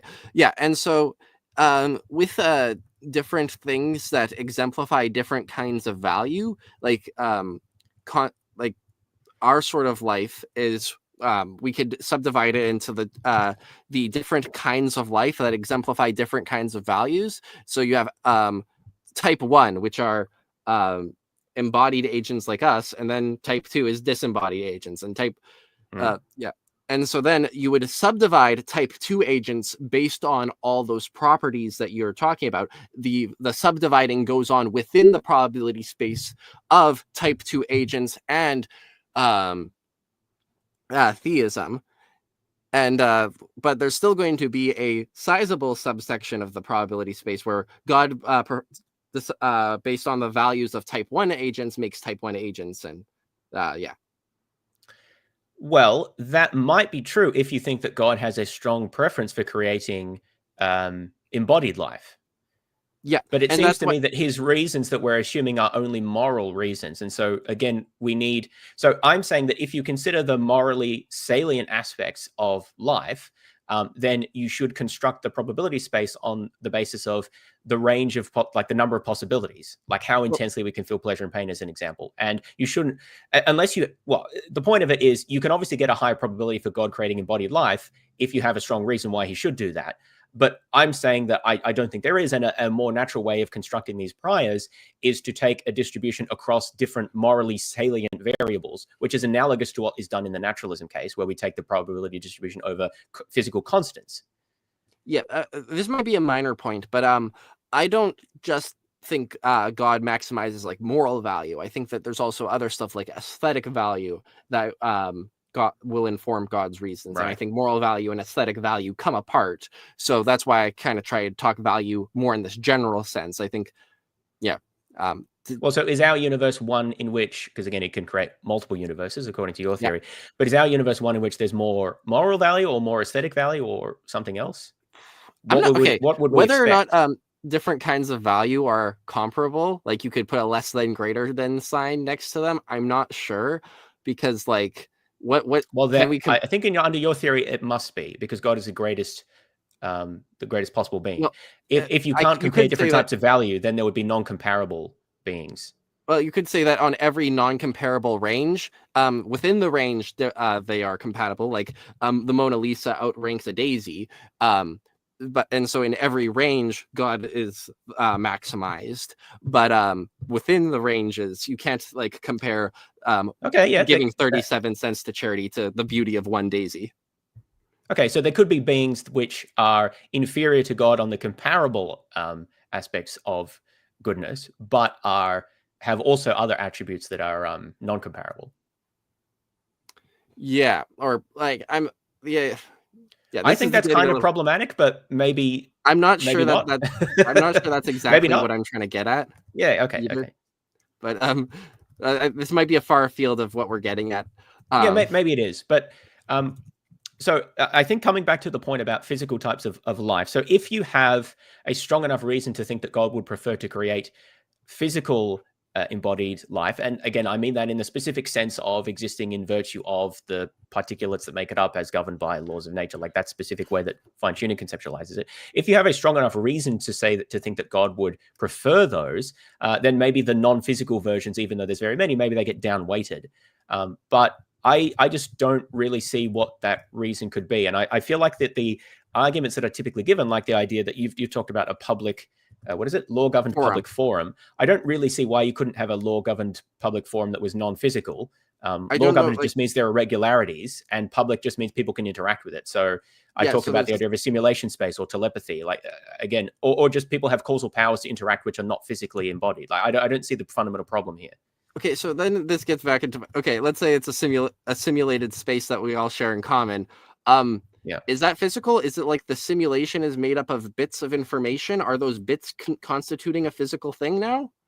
If it's the simulation could be a dream in God's mind that's not constituted of a substance. So you talked about the idea that God is a single substance. So the idea is typically that the universe is a separate substance to God that God creates, right? But you could imagine that he doesn't do that. He just sort of has a dream. Like this is, I think, a Hindu idea. He dreams the universe or something. You could imagine that, and that would be the kind of the simulation. I mean, this is just one idea, right? I'm not saying it's the only way. But that has like all the same empirical information, like we would have access to all the same empirical Of course it does. stuff. I'm not saying that you could empirically distinguish between these. No, what I'm saying is how that affects the prior probability space. Does it? Like, if it's a empirically equivalent, then we have no information as to whether or not it is like. Do we have information saying whether or not that is actually the world we live in or not? If there isn't empirical hang on. So information? the whole point about the fine-tuning argument is that it does not rely on making any empirical predictions. It relies on explaining why the empirical reality that we observe exists. The fine-tuning argument is imagining that we don't know things that we actually know. It imagines that we don't know what the constants are, and we're considering probabilities over that. So obviously, I'm not saying that the idea that God is dreaming the universe predicts anything. I'm saying that if you consider that possibility, it changes the prior distribution space of the types of universes that God would create, and therefore changes the way that we evaluate that comparison of probabilities in the fine-tuning argument. I'm not okay. I'm guessing I'm okay.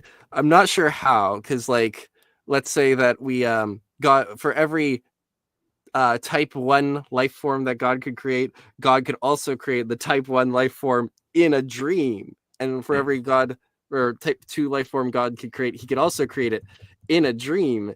And so then I'm like, not actually sure what effect this is having on like the probability space. What propositions are becoming more probable? What's becoming less probable?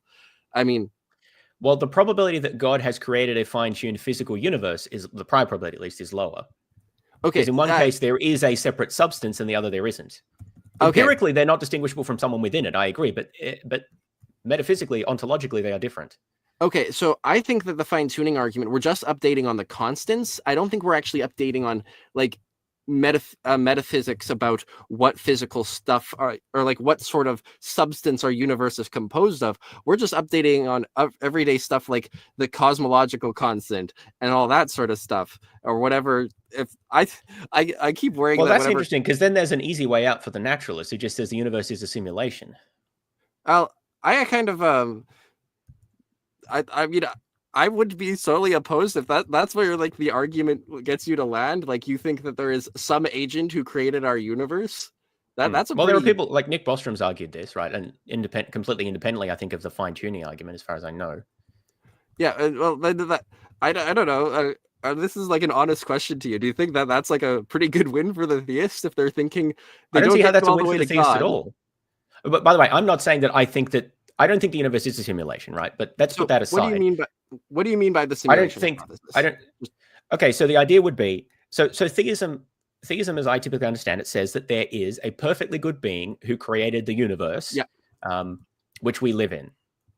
And the way I usually understand that is he created the universe as a sort of separate substance. It doesn't exist as part of him. If it does exist as part of him, I think that raises questions about the idea that he was perfectly good, because it seems like him with the universe as part of him is better. But we talked about that already. Let's put that aside.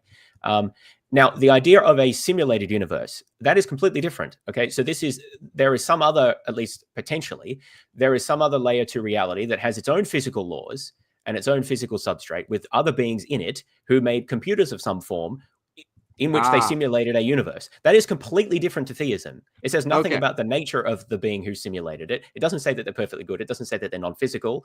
It doesn't say anything about Christian theology, whatever.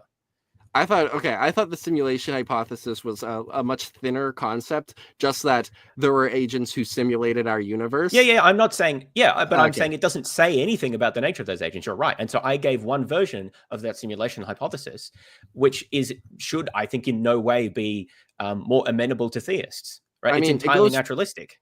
It goes from if we're talking about barely just does the word simulate carry in it that it's being run on physical computers?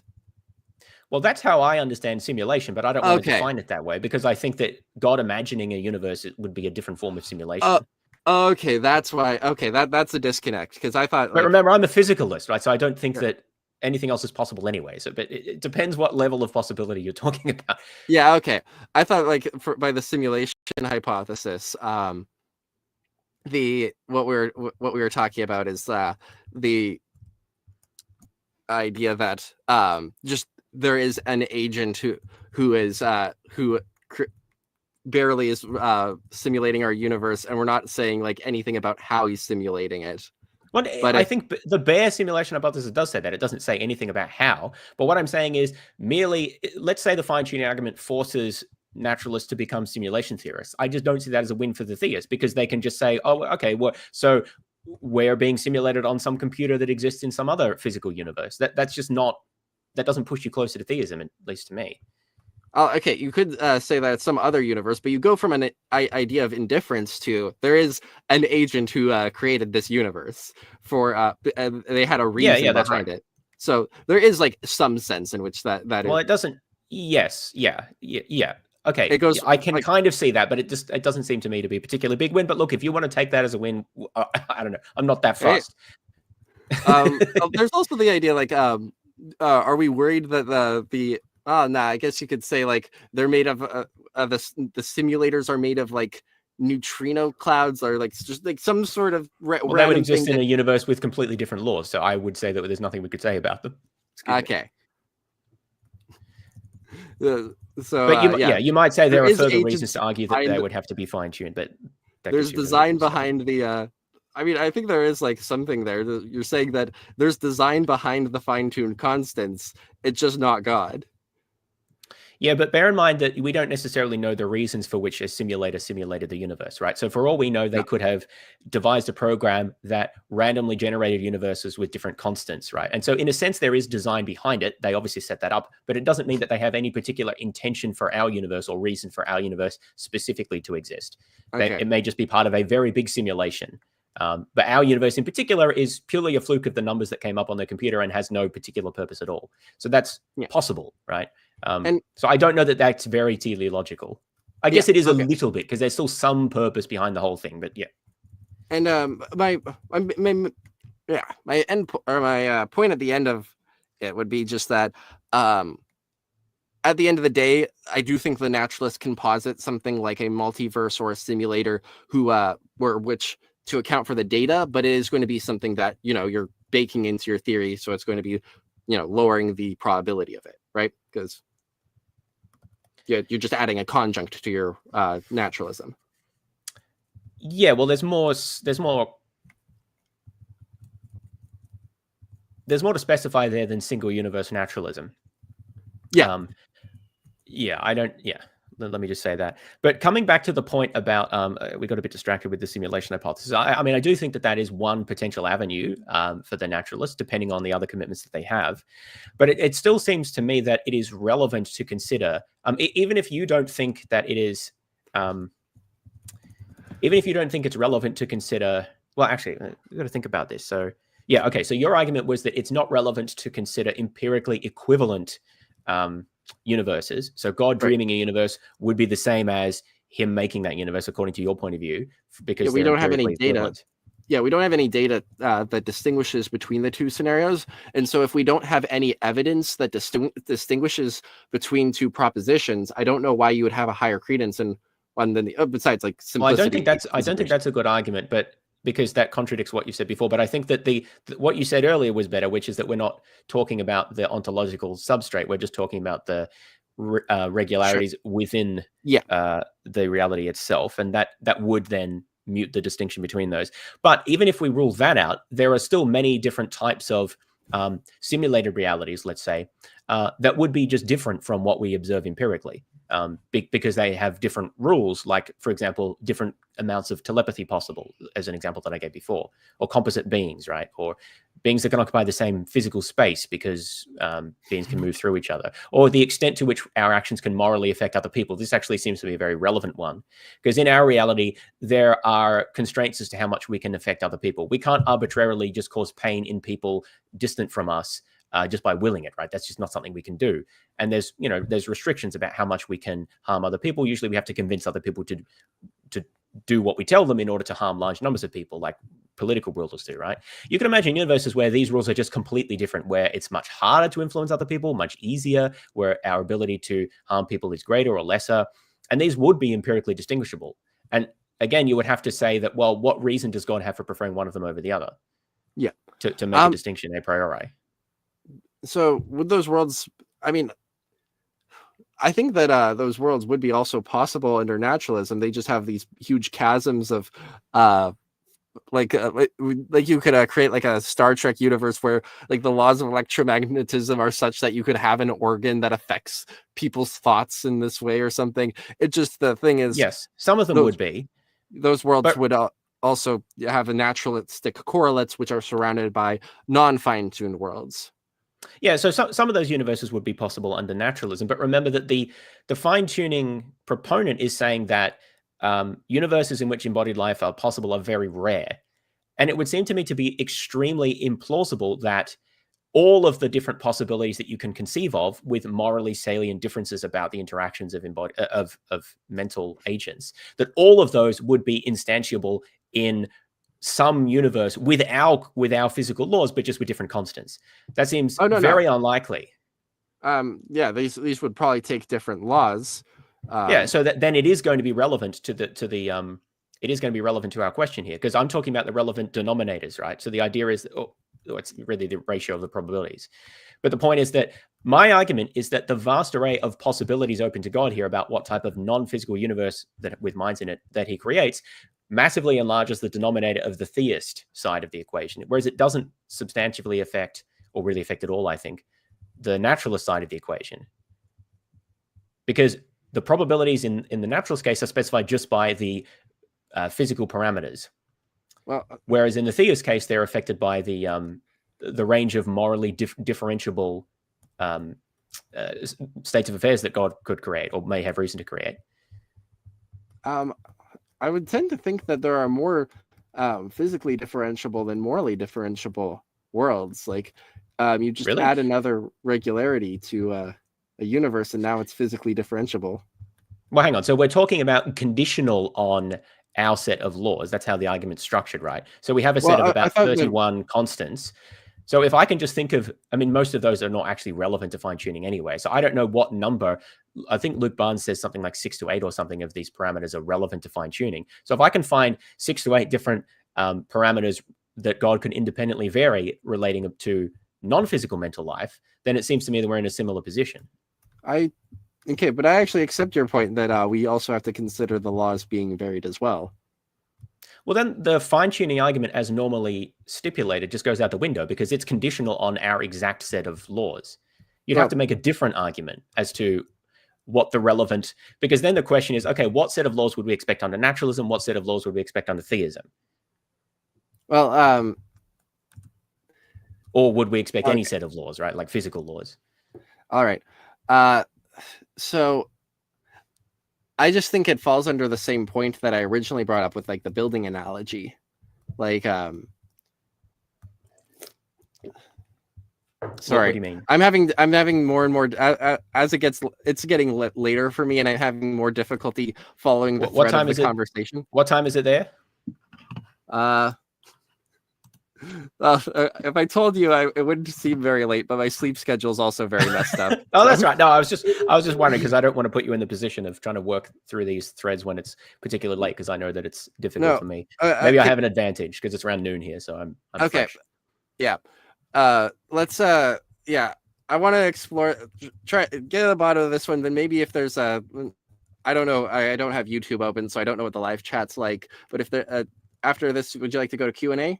Yeah. So we should probably move towards wrapping up. But if people have questions for either of us or both of us, pop them in the chat now. I might have a bit of a browse through. So yeah, feel free to make some closing thoughts about what we were just discussing, and then we'll see questions.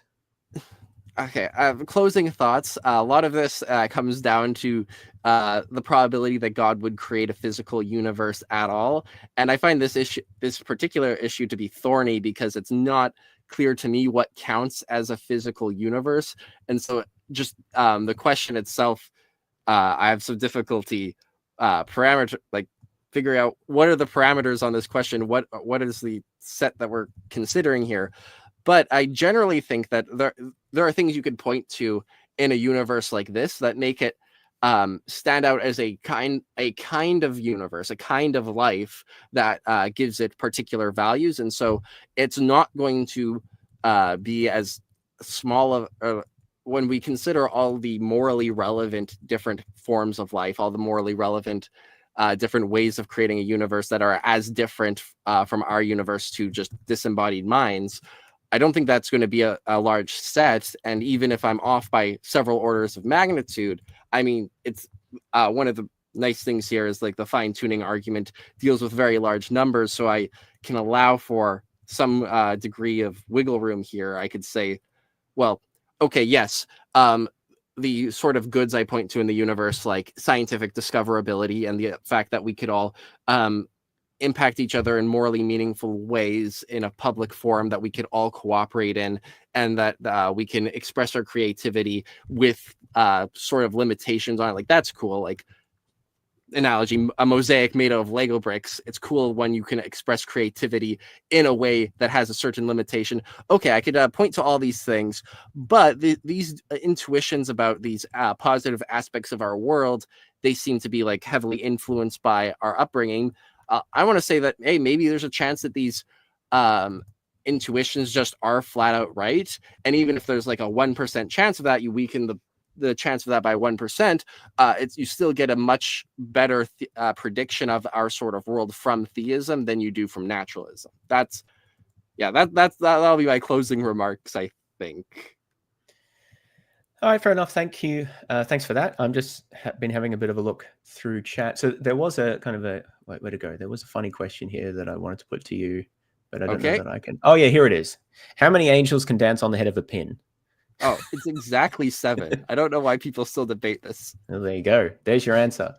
Thanks, Jeff. I actually have a question for one of our chatters here, because they raised a very interesting issue and then didn't elaborate. So Dov Rob here says, you guys want to hear what a rabbi told me when I asked why God would have probably wanted to create embodied life? So the answer is yes, I am interested as to what a rabbi told you. So if you're still there, please let us know.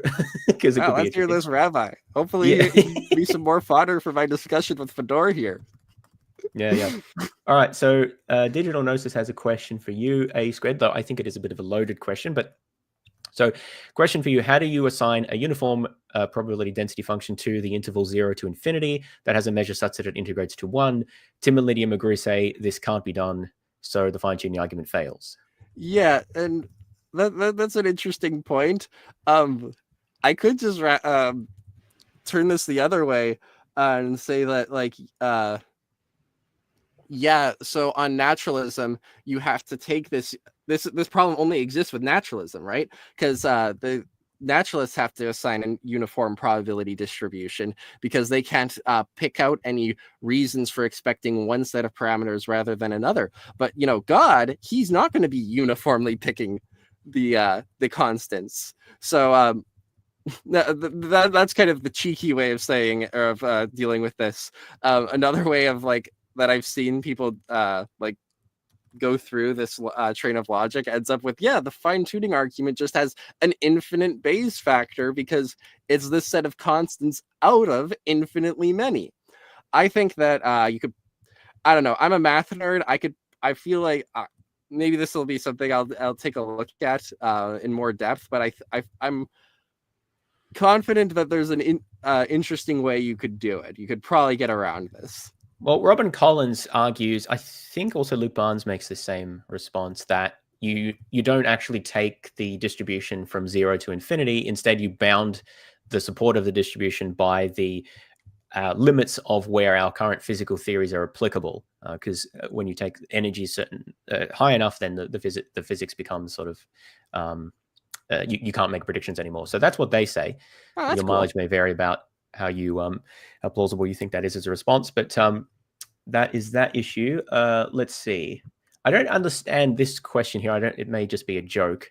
Oh wait, hang on. I skipped it. Chat's moving too quickly. Where did the initial question go? Something about body armor. Yes, that was the one you put on screen. Go? Was it? Yep. No, I feel like there was. It says body armor in it. It said something about.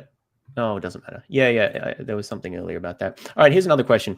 Is scientific discovery intuitive or mostly counterintuitive? I don't quite understand this question, but maybe that means something to you. I mean, I guess there's quantum physics doesn't comport very well with our intuitions, so I don't know. Is that what it's getting at? Well, maybe. And it does seem that I mean, this is one reason I don't like appealing to intuitions when making claims about the fundamental nature of reality and things like that, because it seems we're not very good at that sort of reasoning. Quantum physics and relativity are both quite counterintuitive. And even some results from like social and biological sciences are pretty counterintuitive as well to a lot of people. So I think that we should be more cautious about making these sorts of extrapolations. But again, mileage may vary there. Let's see. Okay, question for A Squared. Are all universes maximally great? I don't see how a maximally great being would create anything else, and any imperfection at that point undermines God's greatness. This is an interesting question. What do you think? So the way I tend to cash this out is I think God creates universes. He instantiates every possible person and puts them in the best sort of universe for that person. So out of the infinitely many possible people, no universe itself is maximally great, but that's going to be because, you know, free agents don't always make the maximally greatest decisions. And so there's going to be tons of universes where God has to work things out in a less than great way for a finite amount of time. There's going to be worlds with lots of suffering and pain in them for a finite amount of time, and then it transitions to like an infinitely good afterlife. That's a 10,000 foot view. I have a lot of questions about that, but maybe we'll put those to the side for the moment, because that could take another 2 hours. I don't have any. Yeah, and I should if we go into that stuff, I probably should have something prepared first. Yeah, that's fair enough. That's fair enough. But interesting thoughts there. Hang on, there was another one here from Digital Gnosis. Where was it? Question for both. Can you describe a chaotic universe which is indescribable by mathematics? So that you sort of mentioned before that mathematics describes anything that has order or predictability or something like that to it. So I think he's raising that as a counterexample here, potentially. So there's the. So I want to get into this. The short answer is, you can just say that, like, whatever. This gets into some complicated stuff, but yeah, you can basically. It is meaningful for the English language to pick out words that aren't describable very easily by the language of mathematics. Like I could say the number which takes at least 20 characters on a calculator to write, or the smallest number writable in a Java program in fewer than 1,000 characters. So yes, in English, I can describe such a universe, but I can't describe such a universe in mathematics. Yeah, or it could be quite difficult to do so. I think the notion of, I actually find this difficult when people talk about the applicability of mathematics, like Craig does, because he is very unclear about what counts as mathematically describable. Because as I think Digital Gnosis is sort of alluding to here, orderly states of affairs can be described mathematically. Stochastic states of affairs can be described using probability theory. And chaotic states of affairs can be described using chaos theory and like nonlinear differential equations and things like this. There are some things we can't describe mathematically, but usually that's because we don't have enough knowledge of the situation, or we can't make our ideas clear enough. Like it's sort of hard to describe emotions mathematically, although some people have tried. Yeah. But often that's just because we're sort of not clear enough about what the different aspects are, and maybe we will figure out one day how to do that. So I guess my point is that it seems to me. He means like a universe that you can't describe mathematically at all. Well, yeah, but I guess the question is, what would that be? Oh yeah, I don't know. I mean, if there's like universes with quantities in them, even you could just say at state 1 velocity has this number, the particle 1 has velocity of 12, particle 2 has velocity of 3, and so on and so forth. Then at state 2, particle X has blah blah blah blah blah. So I'm not sure if a universe that is indescribable by mathematics is actually like possible. Yeah, that's what I tend to think about as well. And I think when pressed about this, Craig then talks about the like elegance and simplicity of the mathematical laws, which then gets us more to a nomological argument rather than the mere applicability of mathematics. But yeah, I do think that that's an issue that's not always clear. Now, we have an answer from Dov Rob here about the rabbi and what his answer was about why God created a physical universe. So the rabbi said that the advantage of our embodied type of life is that it allows for us to have doubts that God is responsible for it. So we have the possibility of postulating naturalism, but also the possibility to search for and draw close to God, and we're not logically forced to acknowledge a creator. That's an interesting answer. I'm not sure why a disembodied form of life would necessarily be forced to believe in God, but maybe it would be more likely. I don't know. So there's one answer for you. Let's see. Just having a check here. Sorry, digital gnosis. I'm not going to ask the trope theory question again because I feel like we delved into as much of that as we can get to. I think that's about all we have here, and we are about at the end of time. Just having a last look here. Are there any questions that you wanted to ask? I've mostly been asking you questions, Apologetics Squared, so feel free if there's anything you wanted to ask at the end. No, I didn't really. Here's one question.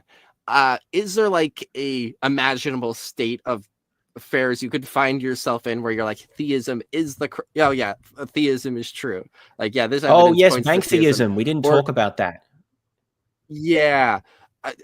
The question is just more generally, is your epistemology such that you can't imagine any combination of evidence that would lead you to theism?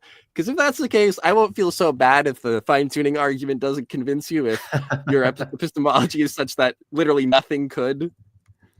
It's not quite literally nothing. It's just that most examples of evidence that people have put forward, I don't think really do change the probability much, if any. I will say that I think you need, in order to get expectations, in order to get clear expectations about the type of universe we would expect God to create or to exist, given God's existence, we need some substance we need some detail about the nature of God and what he would be likely to do or want to do and so forth. I sometimes talk about this as we need some divine psychology, or we need theology. And I think given that, yeah, there absolutely are evidences that count for and against. My criticism is typically of arguments that attempt to arrive at evidence for God's existence without saying anything about God.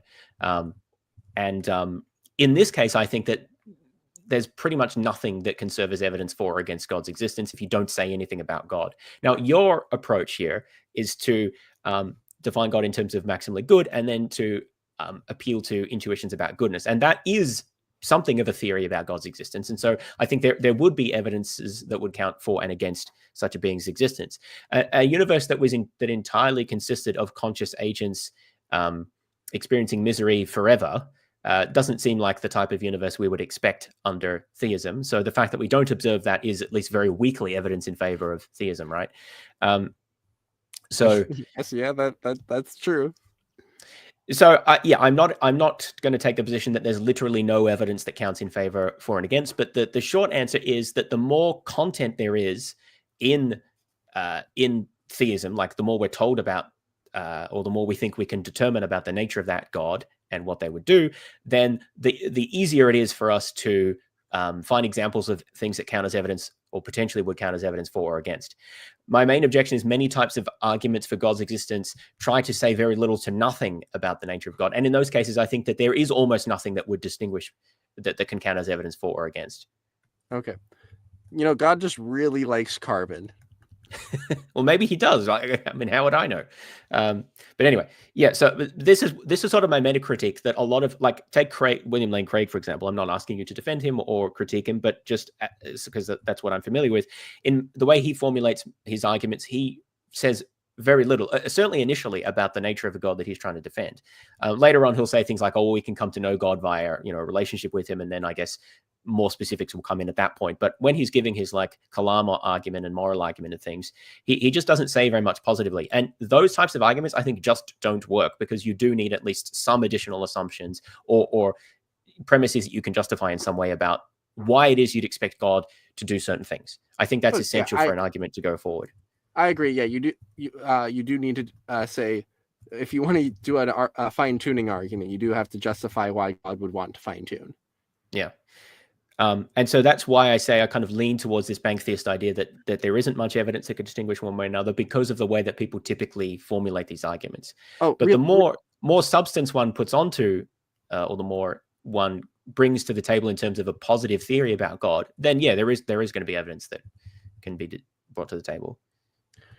Real quick, for those who don't know, bank theism is a word Sorry, I I coined. didn't define this. Yeah, it's fine. It's a word Go I ahead. coined in my original response to Fedora as like a position where you maintain that any theoretical content that you add to theism increases the complexity of theism, or like worsens the prior of theism to the point that any evidence that can be predicted in virtue of that extra theoretical content is canceled out by the worsening of the prior by adding that theoretical content. Basically, the fancy way of saying nothing could be evidence for God, because if the skies, the stars rearrange themselves in the sky to spell out John 3:16, well, you'd have to add to the theism that God would want to do that, and that worsens the prior as much as it could raise the prior. And like, I think that's a solution. Like, I actually do have like some people in my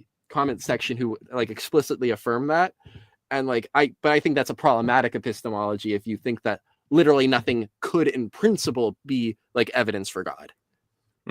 I don't go quite that far. I think I'm pretty close to that, and one of the reasons is because I don't actually think that, well, I don't expect you to agree with this, but this is just how I see it, and this would be a further discussion about epistemology. I don't think that's a problem with my epistemology. I think that this is a problem with theism as a postulate, as an idea, that it's under-constrained because of the notion of an omnipotent, an omnipotent being, which is only constrained by its desires. And then I think that in order to get any predictions, you need to make assumptions about its desires, which basically bake in what the predictions that you want to get out of it. Now, I don't think that naturalism faces the same difficulty because of because it works with mechanistic explanations, where the outcomes aren't simply a result of the assumptions that you put in. It depends on the sort of interactions of parts in the system, but that just doesn't really apply to God. Again, feel free to respond to that, but I don't want to get into too distracted. But it is an important topic because the theist or naturalist doesn't want to end up in a position where literally nothing could ever change their mind about the theist